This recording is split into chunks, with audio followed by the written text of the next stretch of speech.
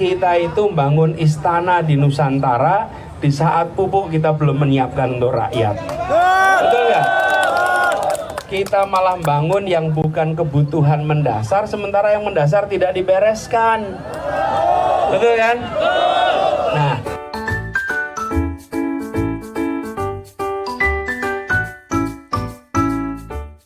harga murah tapi pas butuh nggak ada, atau pas butuh ada tapi yang subsidi nggak ada.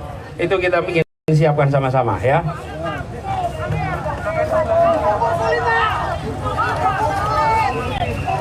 Pertanian. Nah, kalau petani itu masalahnya 3, Pak. Yang utama, 1 pupuk, 2 pupuk, 3 pupuk. Betul nggak? Iya. 3 masalah. Tanya petani, apa masalah? Pupuk. Ketemu petani lain pupuk. Ketemu lagi pupuk. Jadi saya bilang memang ada 3 masalah utama di petani ini. 1 pupuk, 2, 3. Ayo, di mana-mana keluhannya. Iya. Nah, terus pertanyaannya, uangnya kemana? Kok malah tidak dibuat untuk pupuk supaya para petani bisa makmur? Makanya kemarin kami bilang, kita itu bangun istana di Nusantara di saat pupuk kita belum menyiapkan untuk rakyat. Betul nggak? Kita malah bangun yang bukan kebutuhan mendasar, sementara yang mendasar tidak dibereskan. Betul kan? Nah, jadi saya datang ke sini ingin menyampaikan kepada semua bahwa kita mendorong gerakan apa? Gerakan perubahan. Supaya apa? Berubah. Nah, ada catatan nih, saya sampai siapin catatan ke kalian. 1 soal solar. Yang kedua ini, nelayan itu perlu bantuan modal. Betul nggak? Kemarin juga pas ngobrol di Blimbing Sari, wah, ojo dipleset terus. Blimbing apa? Blimbing Sari. Nah, pas ngobrol di Blimbing Sari itu juga ngomong modal. Kita ingin nanti kita siapkan koperasinya, anggota koperasi, lalu bisa dapat modal supaya nelayan itu bisa kalau melaut punya alat tambahan. GPS, perlu nggak? GPS. Terus namanya fish finder supaya tahu tempat ikan yang banyak itu di mana, supaya tidak menghabiskan solar, habis waktu cari tempat sana ternyata ikannya sedikit. Nah, alat-alat seperti itu kan perlu kredit, bukan?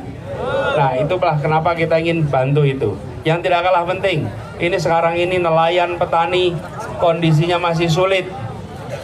Enggak apa-apa. Wis podo panas sih rasa payungan, ya. Iya. Nah, masa ai payungi kaya raja wae, ya toh? Betul enggak? Iya, adem sama-sama kemulan, oke? Panas sama-sama keringetan. Oh, no. Ya. Ayo emang petugas rakyat tuh. Ya, nah, bentar, saya teruskan. Sampai mana tadi? Wes. Apa tadi? Blimbing ora, wes pindah temane, Mas. Apa tadi? Petani dan nelayan itu hidupnya masih sulit. Kalau hidupnya udah cukup, tidak perlu dapat bantuan. Betul nggak? Kalau hidupnya masih sulit, berarti perlu dikasih bansos. Nah, bansos ini kan ada programnya. Itu program 1 orang atau program pemerintah? Program 1 orang atau pemerintah? Nah, banyak kabar, wah nanti bansos tidak diteruskan. Bansos diganti. Iya memang betul. Bansos itu diganti dari bansos jadi bansos plus. Kalau plus itu kan ada tambahnya loh. Mau yang bansos biasa atau bansos tambah? Iya, jadi memang akan diubah. Tapi jadi bansos plus. Jadi apa? Sekali lagi sama-sama. Jadi apa? Nah, jadi apa? Bansos plus. Nah, bansos plus itu artinya, ini tadi di jalan ada yang di TPI sana ada yang narik tangan saya. Itu kalau salaman sama ibu-ibu tuh mantap. Ibu-ibu tuh bukan jabat tangan, tarik tangan. Iya. Begitu saya pak kalau bak ditarik. Kontal sana, kontal sini. Saking semangatnya. Nah, tapi satu hal, ibu-ibu itu kalau narik begitu bukan kepentingan pribadinya. Iya, bukan, ini udah ada kepentingan pribadinya. Selalu bilang, Pak, itu bansos itu, Pak, banyak orang yang tidak seharusnya terima malah terima. Betul. Banyak orang yang butuh malah tidak terima. Jadi dia narik tangan saya bukan soal dirinya, dia ngomong soal masalah rakyat yang ada di luar sana. Itu hebatnya ibu-ibu, betul ya? Nah, jadi plus itu artinya apa? Plus dikoreksi, diperbaiki. Betul. Kemudian yang ketiga, jumlahnya nanti ditambah. Dan yang tidak kalah penting, nanti diberikan bimbingan supaya masing-masing bisa meningkatkan kesejahteraan. Yang nelayan bimbingannya beda dengan petani. Oh, sono ning kene to. Tiwas diapalke, Mas. Nah, ngerti kan diwaca wae ya. Nah, apa nih? Plus manfaatnya, plus penerimanya, plus layanannya. Plus itu artinya apa tuh? Nah, minus? Mau bansos minus atau bansos plus? Nah, ini bansos plus nih. Jadi untuk bisa bansos plus, bacanya apa bawahnya? Bacanya apa? Amin aja dulu, insya Allah. Kewenangan diberikan, ini dilaksanakan. Amin. Ya. Lalu yang tidak kalah tadi dibicarakan, jaminan sosial. Ada jaminan tentang resiko kerja. Kalau nelayan bekerja, betul nggak? Nah, kita nanti siapkan BPJS Ketenagakerjaan dan BPJS Kesehatan supaya bisa bekerja dengan tenang. Loh, kita tidak ingin ada yang kecelakaan, betul tidak? Tapi kalau kecelakaan bisa diobati hingga sembuh. Jangan kalau kecelakaan langsung makin miskin. Betul nggak? Sudah hidup susah, celaka, lalu makin miskin. Nah, ini mau dikoreksi. Terus Bapak sekalian, yang tidak kalah penting, di semua tempat yang menuju kawasan perikanan, kampung-kampung nelayan, jalannya mulus rata, betul? Betul? Rusak, jalannya rusak, betul ya? Jalannya gronjal, bolong-bolong. Nah, jadi kita ingin perbaiki itu. Lalu ada juga aspirasi. Katanya, Pak, di sini tidak ada cold storage. Apa itu cold storage itu? Apa? Kulkas raksasa. Apa itu cold storage itu? Kulkas raksasa. Barang ikannya dimasukkan supaya ikan tidak busuk. Nah, ini juga nanti kita akan siapkan di kawasan-kawasan yang di situ banyak produksi ikan, supaya ikannya tidak busuk.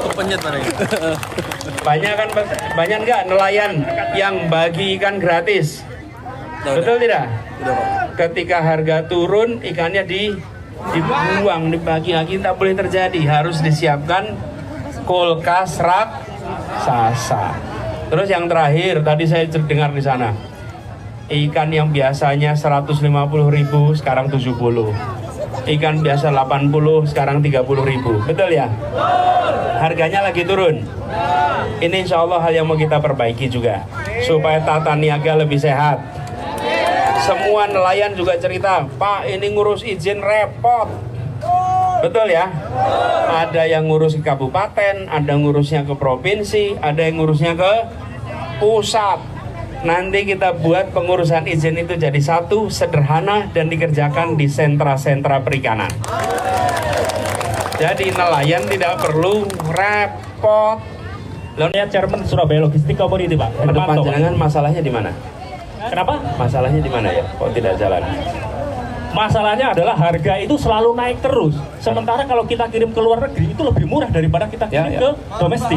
Bahkan sekarang itu dari Jakarta ngirim ke Surabaya, ngirim ke Makassar itu lebih mahal daripada ngirim ke Shanghai. Itu dia Pak. Ngirim Makanya saya tanya konsep Pak Anies apa yang untuk ini kemarin murah itu? Boleh. Gini, kami melihat bahwa Pak Jokowi sendiri bilang pembangunan tol laut dan proyek yang dikerjakan itu belum berhasil menurunkan biaya logistik. Selama biaya logistik itu belum turun, maka bagaimana kita bisa membuat perekonomian kita menjadi satu kesatuan? Karena harga barang-barang di Jawa dan di luar Jawa menjadi selisihnya tinggi sekali. Kami setiap menyelesaikan masalah seperti ini, kami selalu bicara dengan pelaku. Jangan menyusun kebijakan tanpa melibatkan pelaku. Kalau nyusun kebijakan tanpa melihat pelaku, meleset sudah pasti. Meleset pasti. Yang tahu masalah siapa? Pelaku. Pelaku yang bilang, "Pak, ini di sini rentenya kemahalan, Pak. Pak, di sini pelabuhannya tidak berfungsi, Pak. Pak, di sini target pembongkaran melampaui batas, Pak." Betul nggak? Jadi kami lakukan perubahan, melibatkan pelaku, melibatkan pengambil kebijakan, dan melibatkan pakar, lalu melibatkan pembandingan negara lain. Oke? Kumpulkan sama-sama, buat kebijakan baru supaya bisa terjadi. Ya. Karena kalau kita tidak melibatkan pelaku nggak akan pernah selesai. Masalahnya saya sampaikan nih, punya kewenangan bukan berarti punya pengetahuan. Betul nggak? Iya. Ojo dumeh. Dumeh duwe kuwasa, rumangsa, ngerti kabeh urusan tidak. Nah, ora nek dungu. Ora ngerti dungu. Ya udah mah. Ya, jadi insya Allah Pak, nanti kita akan libatkan supaya perubahannya itu sesuai dengan kondisi di lapangan dan kebijakan barunya mengkoreksi, bukan cuman kebijakan baru yang kelihatan berbeda. Oke, yang tadi satu lagi pertanyaan Pak Anies nanti. Oh, Majelis Taklim. Udah ya. Satu saja.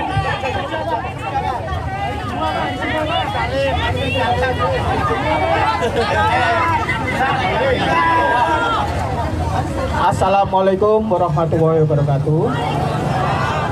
Selamat datang Pak Amin, saya dari Pekerja. Pak Amin, Pak Anies. Halo Pak, Demam Panggung. Iya, yang selama ini saya saksikan di media itu Pak Anies belum pernah membahas Omnibus Law Pak. Masalah ketenaga kerjaan itu, pensiun itu sekarang berkurang jauh Pak. Ya. Gimana solusinya? Sudah. Bapak Anies? Udah dibahas berkali-kali dengan teman-teman serikat pekerja. Udah, makanya serikat pekerja mendukung. Ya, oke. Langsung.